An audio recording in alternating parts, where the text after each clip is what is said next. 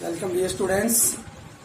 Today we will discuss our next topic, force on a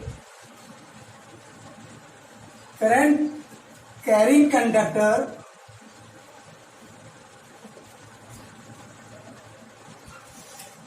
in magnetic field. Students, हमने last time जब discuss किया था, हमने magnetic field के बारे में डिस्कस किया था कि मैग्नेटिक फील्ड क्या होती है. Space around a magnet where its influence या effect can be check by another magnet. अब हम उसके बाद हमने बताया था कि मैग्नेटिक फील्ड जो है हमारे पास इज ए वेक्टर क्वांटिटी, और इसको हम फिजिक्स के अंदर जो नोटेशन लिखते हैं वो बी नोटेशन से डिनोट करते हैं. उसके बाद हमने थोड़ा स्टडी किया था students, uniform magnetic field and non uniform magnetic field. Uniform magnetic field के अंदर हमने बताया था कि जो भी फील्ड लाइन्स होंगी वो पैरेलल एंड इक्वी डिस्टेंट होती है. उसके बाद नॉन यूनिफॉर्म के अंदर हमने स्टडी किया था कि जो हमारे पास पॉइंट्स के ऊपर मैग्नेटिक फील्ड अनइक्वल हो उसको हम कह रहे थे नॉन यूनिफॉर्म मैग्नेटिक फील्ड.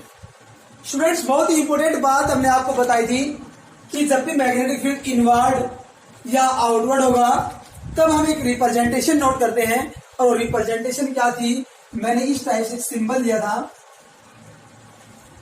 यहाँ पे देखो दोनों एक दूसरे को क्रॉस कर रहे हैं लाइन, और ये जो हमारे पास लाइन है ये बाहर की तरफ जा रही है. इसका मतलब क्या था कि ये जो लाइन है हमारे पास, ये दोनों यहाँ पे, इट मीन्स जो क्रॉस बोल सकते हो या फिर प्लस, ये हमारे पास मैग्नेटिक फील्ड होगा इन डाउनवर्ड डायरेक्शन. इसके लिए नोटेशन क्या थी, या इनवर्ड बोल सकते हो आप, इनवर्ड यहाँ पे इनवर्ड मैग्नेटिक फील्ड इनवर्ड है हमारे पास. फिर मैंने कहा था कि अगर ये जो डॉट है हमारे पास ये रिप्रेजेंट करता है आउटवर्ड मैग्नेटिक फील्ड. अगर आपको फिजिक्स में इस टाइप से मिलता है इट मीन्स आप समझ जाना कि वो यूनिफॉर्म मैग्नेटिक फील्ड है. क्या है हमारे पास, यूनिफॉर्म मैग्नेटिक फील्ड है. और जो यूनिफॉर्म मैग्नेटिक फील्ड है ना उसकी डायरेक्शन किधर है, अंदर की तरफ है हमारे पास. किधर है, अंदर की तरफ है. उसके बाद अगर आपको इस टाइप से डॉट मिल जाए इसका मतलब है कि मैग्नेटिक फील्ड किधर है आपका, आउटवर्ड बाहर की तरफ है हमारे पास. क्लियर. उसके बाद इन्हीं कंसेप्ट का हम यूज करेंगे कि मैग्नेटिक फील्ड बी के अंदर हम कोई करंट कैरिंग कंडक्टर रखते हैं. Current carrying conductor in magnetic field. देखो स्टूडेंट्स, ये बहुत सारे जो टॉपिक्स हैं वो प्लस 2 लेवल के हैं, लेकिन हम आपको यहाँ पे ज्यादा डिटेल में ना जाके हम आपको शॉर्ट में बताएंगे कि जो ये फोर्स लगेगा, कोई करंट कंडक्टर है हमारे पास, करंट कैरिंग कंडक्टर ये है मान लो, ठीक है. और ये यहाँ पे इस रीजन के अंदर मैग्नेटिक फील्ड है, और इस मैग्नेटिक फील्ड के अंदर हमें क्या करना है, कोई करंट कैरिंग कंडक्टर उठा के रखना है. ठीक है. जब हम करंट कैरिंग कंडक्टर को मैग्नेटिक फील्ड के अंदर रखेंगे तो उस कंडक्टर के ऊपर क्या लगेगा, फोर्स.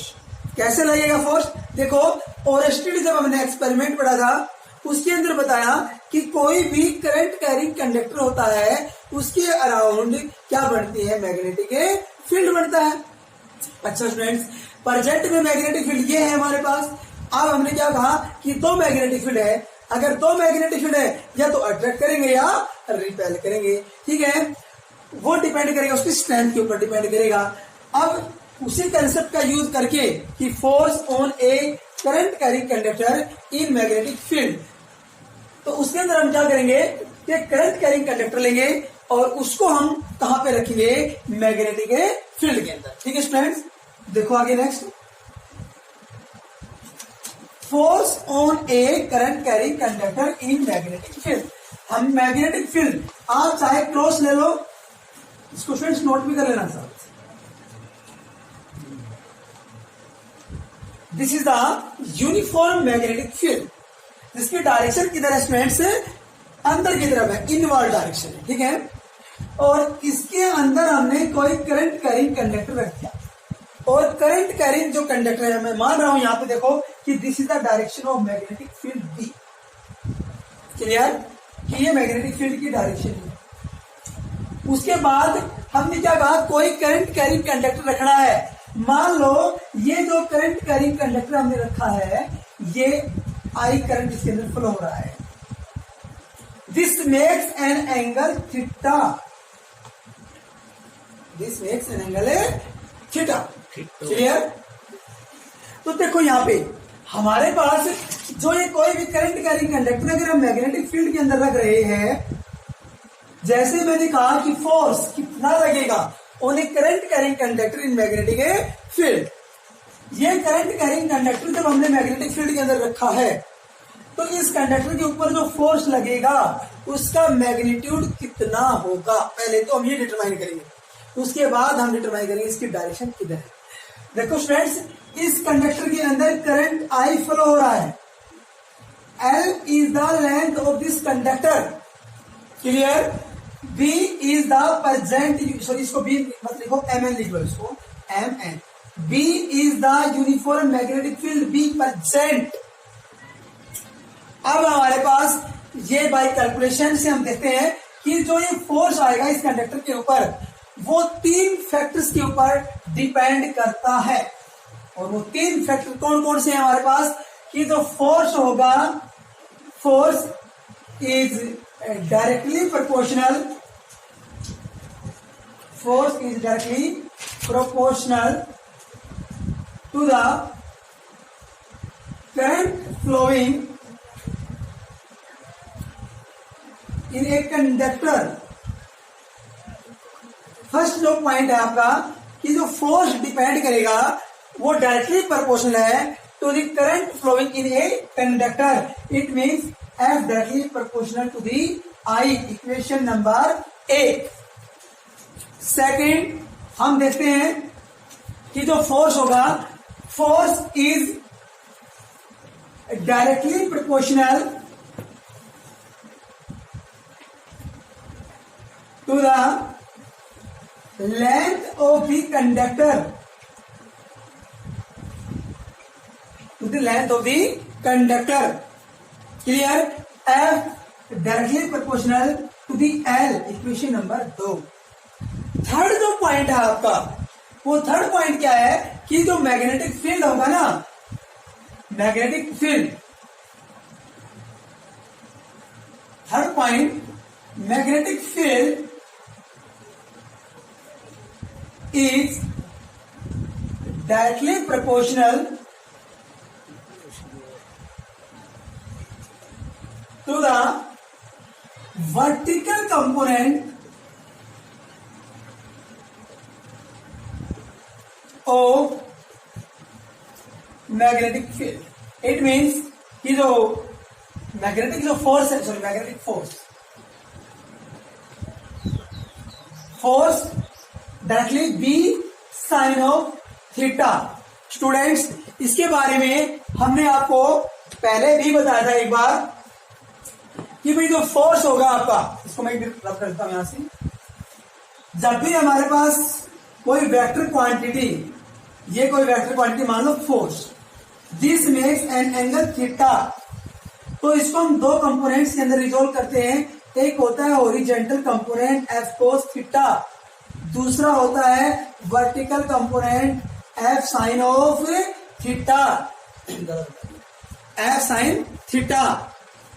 ठीक है। तो ये जो वर्टिकल कंपोनेंट है मैग्नेटिक फील्ड में, ये वेक्टर क्वांटिटी, ठीक है, ये मैग्नेटिक फील्ड कैसी क्वांटिटी है, वेक्टर क्वांटिटी है। इसको हमने 2 कंपोनेंट में तोड़ा, तो बी कोस थीटा लिखूंगा यहाँ पे, इसको क्या लिखूंगा, बी साइन थीटा। तो force is directly proportional to vertical component of the magnetic field. It means F directly B sine of theta. Clear. अब मैंने क्या किया, ये 3 इक्वेशन हमारे पास फॉर्म हो गई, 1, 2 and 3, and combining equation 1, 2 and 3 तीनों को जैसे हमने स्टूडेंट्स कंबाइन किया, F directly proportional I L B sine of theta. जहां पे प्रोपोर्शनलिटी है उसको हटाने के लिए हम एक कांस्टेंट यूज करेंगे K I L B sine theta.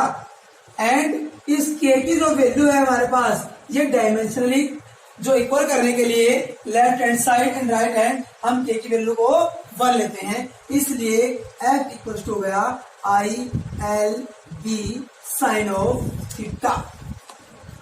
देखो स्टूडेंट्स यहां तक एक बार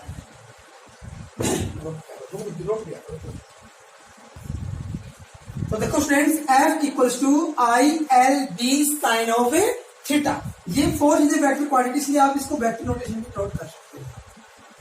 अब देखो स्टूडेंट्स, हमने ये 9th क्लास में तो शायद नहीं पढ़ा होगा कि ये जो साइन थीटा हमारे पास तब आता है, तो जब भी हमारे पास दो क्वांटिटी वेक्टर क्वांटिटी अगर उनके साथ आपको साइन थीटा मिलता है, ठीक है, जब आपको साइन थीटा अगर टर्म मिलती है, इट मींस कि दो टर्म हमारे पास, दो वेक्टर टर्म्स हैं, जैसे लेंथ हो गई हमारे पास, ठीक है, आई और एल, और ये जो बी है मैग्नेटिक फील्ड, ठीक है, ये दोनों जो हमारे पास है ये कैसी है हमारे पास वेक्टर क्वांटिटी है। देखो करंट तो होता है scalar quantity, current is a scalar, लेकिन करंट के साथ अगर मैं लेंथ को मल्टीप्लाई कर देता हूं ना, तो वो कैसी क्वांटिटी बन जाती है, एक वेक्टर क्वांटिटी बन जाती है हमारे पास, ठीक है।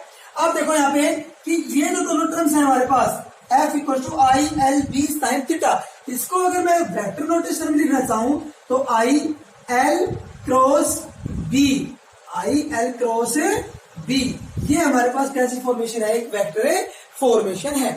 अगर मैग्नीट्यूड की टर्म में लिखना चाहूं तो इसी को मैं लिख दूंगा I L B, F equal to I L B, ठीक है। तो देखो स्टूडेंट, इसके बाद जो इंपॉर्टेंट बात है वो क्या है, हमारे पास हमने फॉर्मूला ड्राइव किया कि जो फोर्स होगा हमारे पास करंट कैरिंग कंडक्टर के ऊपर, वो क्या होगा, F equal to I L B sine of theta.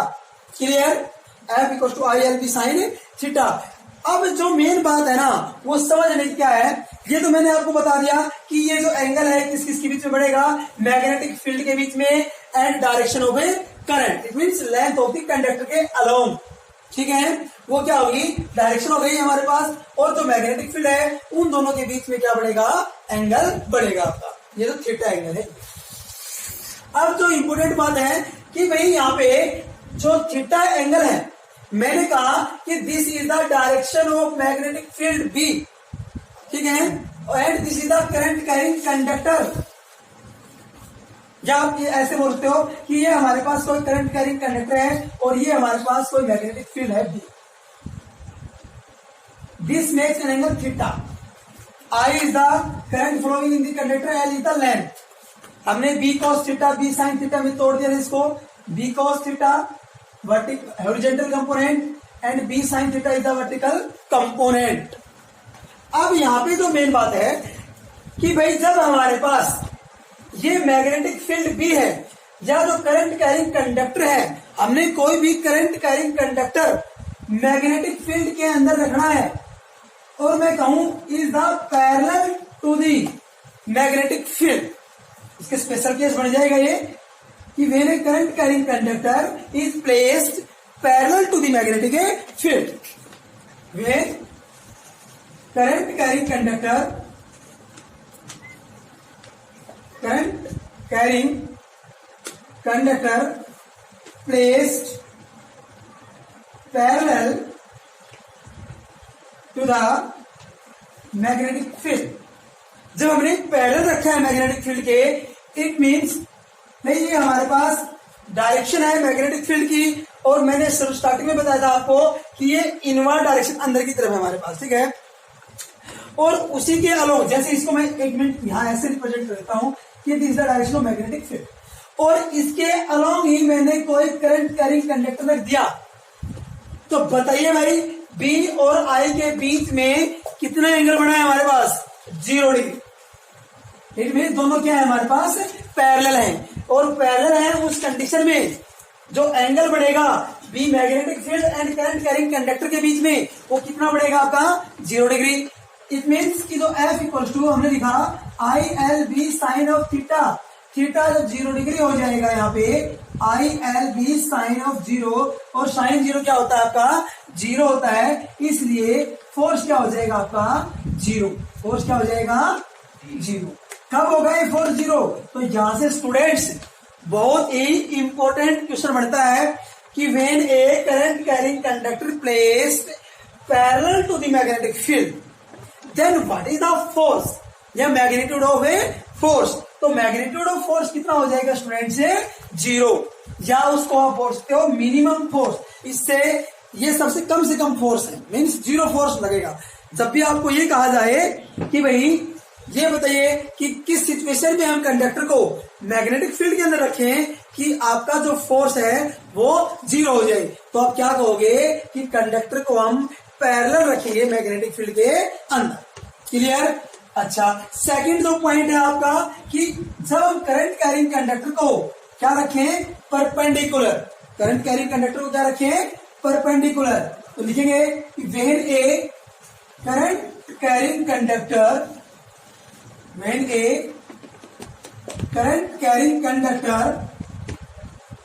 placed perpendicular to the magnetic field, जब हमने कंडक्टर को मैग्नेटिक फील्ड के अंदर परपेंडिकुलर रखा है, जब हम परपेंडिकुलर रखेंगे तो थीटा कितना हो जाएगा आपका 90 डिग्री।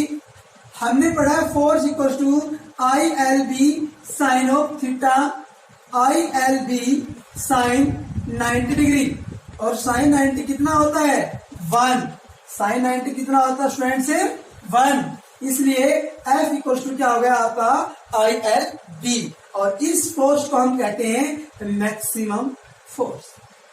इसको हम क्या कहेंगे मैक्सिमम फोर्स। ये जो फोर्स है ये आपका मैक्सिमम फोर्स है।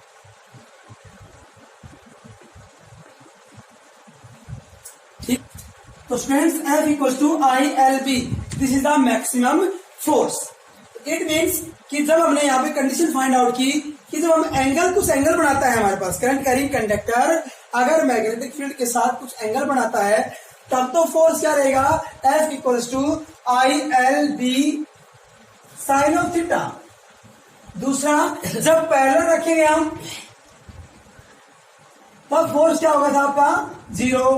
परपेंडिकुलर के अंदर फोर्स क्या होगा आपका I L B, this is the maximum force, ये क्या आपका मिनिमम फोर्स। उसके बाद जो मैंने कहा कि मेक्स एन एंगल थीटा, मान लो कि जो आपका कंडक्टर जो है वो मैग्नेटिक फील्ड के साथ 45 डिग्री का एंगल बनाता है। कितने डिग्री का 45 डिग्री का, और पूछे आपसे कि what is the force on a current carrying conductor, what is the force on a current carrying conductor, तो हम यूज करेंगे F equals to I L B sine 45, F equals to I L B sine 45। Sine 45 की value कितनी होती है बताओ भाई, 0/4, 1/4, 2/4, it means ये हो जाएगा 1/√2, 1/√2, तो ये हो जाएगा हमारे पास 1/√2, ये हो गया आपका फोर्स। ऐसे हम साइन 60 दे रखा हो तब निकाल सकते हैं, साइन अगर आपको 30 डिग्री दे रखा हो तब भी निकाल सकते हैं।